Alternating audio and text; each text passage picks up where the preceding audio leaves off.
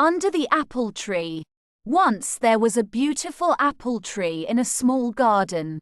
Its branches were filled with green leaves and shiny red apples. The tree stood tall, providing shade and happiness to everyone around. In the garden, there lived a young girl named Lily. She was a beginner in learning English and wanted to improve her language skills. One sunny day, she sat near the apple tree with her English book and a notebook.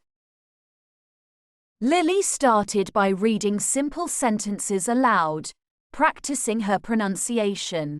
As she sat there, she felt a cool breeze and heard the leaves rustling.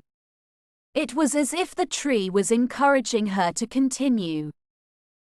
With each passing day, Lily spent more time under the apple tree.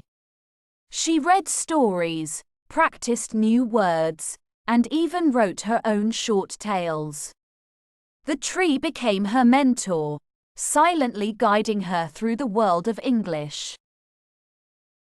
As time went by, Lily's English skills grew stronger. She could understand conversations and express herself with confidence.